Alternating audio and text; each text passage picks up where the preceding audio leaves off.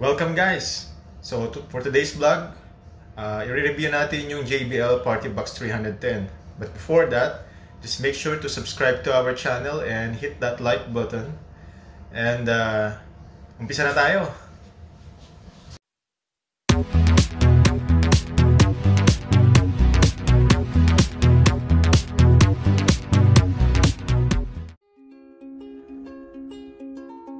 So let's go guys!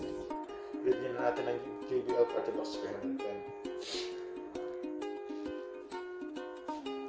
So nakikita nyo ngayon is yung control panel. Sa control panel mayroong power button and Bluetooth button, yung light shows button. Dito makikita nyo yung bass and treble adjustment and echo para sa microphone. Take note po, para po ito sa microphone adjustment. Meron din tayong DJ mix button at saka yung mga inputs. Of course, yung post play button, yung volume adjustment, and yung bass boost.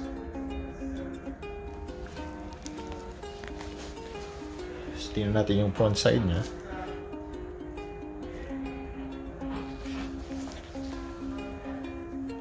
Yung side.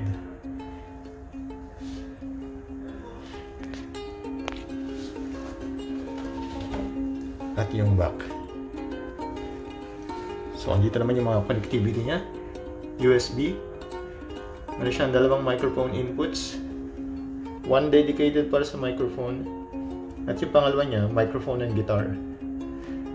So makikita nyo rin dito yung TWS button or yung True Wireless Sound button. Basta pwede mong i-pair siya sa another Partybox 310.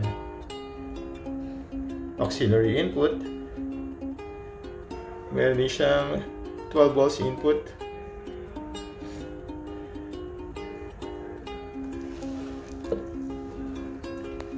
Dito naman yung power niya.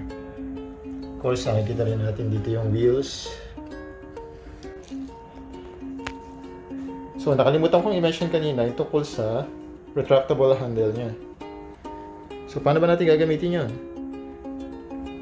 So, kailangan mo lang i-press, then you pull up para ibalik siya sa ilalim ng handle.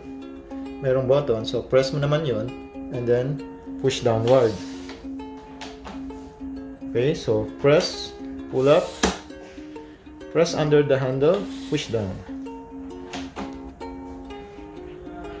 Okay, so nakita na natin yung kanyang body at saka yung kanyang control panel.